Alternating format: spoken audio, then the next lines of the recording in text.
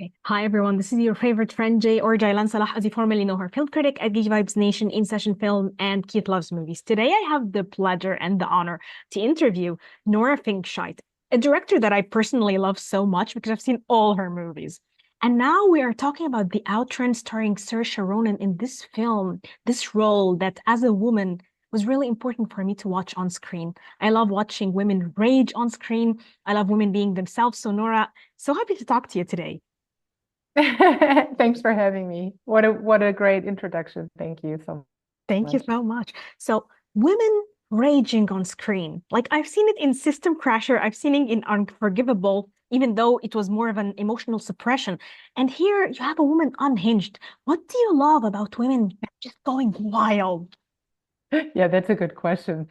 I never asked that myself. I don't know. I just feel it's somewhat more honest, of how at least I experience myself, my mother, lots of women I know, I rarely, even when I was a little girl, I didn't think I fit in I was never the cute princess, I was like, Thank you. it didn't fit me, the costume, yeah, and not the role. So I don't know. I had to find, I identified, I think, with other, beings, from kids' books or mostly almost people like Huckleberry Finn, I identified more with than so I guess that kind of stuck with me, and that's what I love to see on screen as well. Definitely. And I love that Rona's journey is all about her going through different things. It's not about even finding love or having a guy as a main staple in the journey. It's more about her self-discovery, her triumphs, but also her failures. And I loved watching failure on screen. So, Right. what made you tap into this character? What made you connect with her to direct her in this film? Yeah, I think that is also like a recurring theme in the three movies. When I look back, is like self-sabotaging. Well, sometimes, we are our own hardest critics or, hardest enemies in some. It's sometimes tragic when you watch people and you're like, oh my God, why are you doing this? Or why are you being so self-destructive? When from the outside, it's sometimes easy to see a pattern. And I think that's what moved me so much about Amy's memoir when I read it, how honest she was about how far things went down, how she destroyed her life and her dreams and everything. But I also found it so remarkable, her weird journey of recovery, which is very individual, It's not for everyone to spend 2 winters by oneself on a tiny remote island, Lots of people would probably, especially during wintertime when it's not even getting any sunshine, would probably commit suicide or something, But for her, it was the journey of recovery. I love also the connection between nature and women in nature and how sometimes we have to go to nature, to the roots to find ourselves. And Rona has been to a lot of those situations, like cattle, and you have all the Selkies and all this amazing mythology. So, what made you put her in these situations where it was beautiful seeing Saoirse Ronan as Rona just get in nature? And I think you always get something different when you interact as a woman with nature, even Yeah. harsh as it is. I mean, basically, it all comes from Amy's book because that's what's really happened, that she had to go back to that place that she left. When she was a teenager, she always wanted to get away and she thought it was boring and she hated it. And now, at her late 20s, she destroyed everything and she comes back to that place where she always wanted to run away from. And ironically, that place, that connection with her roots and the nature is actually what brings her back to life. And so we had to make sure that we present nature not just in a beauty way, but at first, in the first half of the film, it's sort of bland and boring and gray and dull, and London is more bright and vivid. And then the more the film progresses and she comes to terms with her past and she realizes how things went down and what's her part in it, London becomes more broken and sort of Orkney opens up and becomes more beautiful and more colorful. And yeah, so that was what we tried to do. that we had to hold back, with the beauty of the waves until sort of the last half or last third even of the film. So there were some beautiful scenes in this film, and I feel like you took a lot of footage.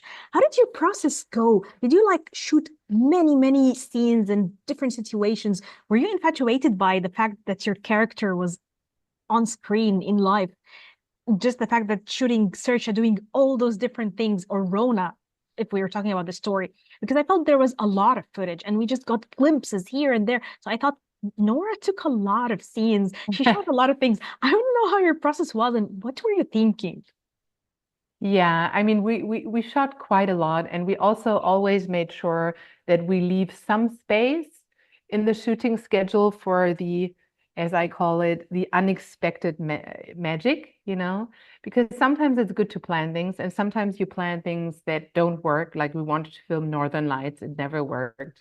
And then, but on other hands, you get so magical surprises if you do a film like this with a tiny team and a tiny unit and lots of local cast, or non actors who have never acted before. And so it becomes almost like a semi-documentary approach.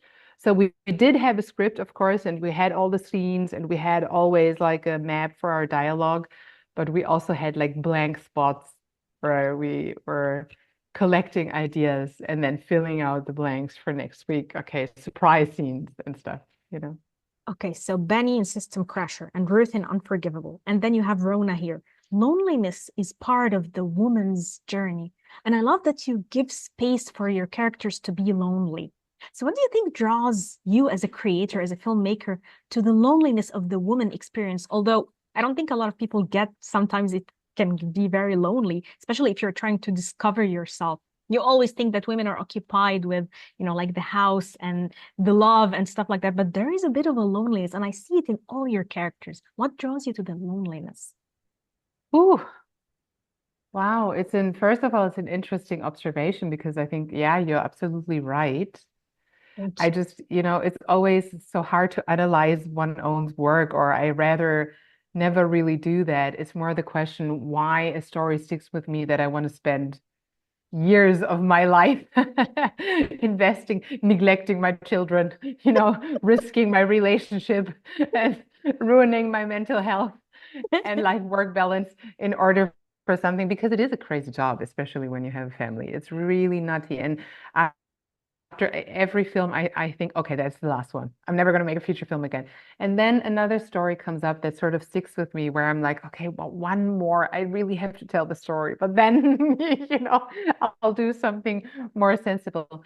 So I have no idea what it is about loneliness or isolation, but it is a feeling I'm familiar with, I guess, even though my job is surrounded. So.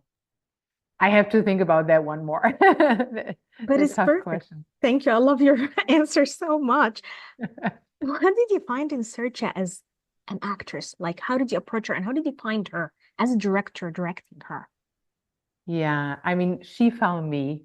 Lucky me, honestly, I read Amy's book with Saoirse Mind, and of course, it was such an honor because I'm a big fan of her work, and I have been for a long time. And I think she has this magical presence that, she can read a telephone book on screen, or she can brush her teeth, and it's somehow fascinating because she's so interesting to look at, but she has such a grace, but she's not like cutie pretty like a princess, she has a character face, and she can, I think, that was when I thought, okay, we're safe, because this film is a woman by herself half the time on a remote island, so you really need an actress that can pull it off, and there may be a handful, and she's one of those.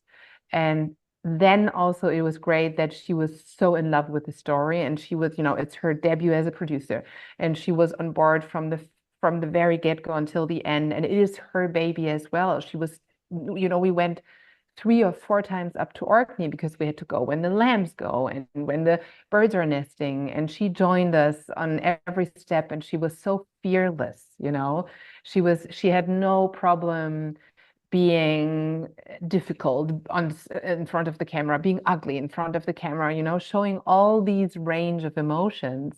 And that's a big gift for every director if you have such a fearless, magically talented actress. Yeah. And who is so committed because it's her baby as well. Yes, yes, definitely. Okay, my final question is your most enjoyable scene, the scene that you were directing and you felt this energy. Yeah, I think two scenes. One scene is when she is raving by herself and celebrating Christmas by herself. Love it. We had so much fun.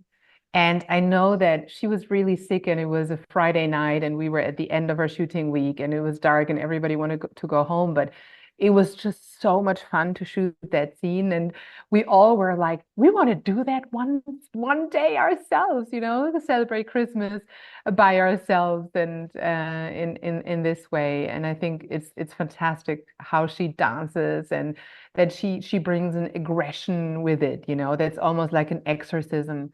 So that's, I think, my favorite scene. And the other scene that I have to mention is when she goes swimming with the seal.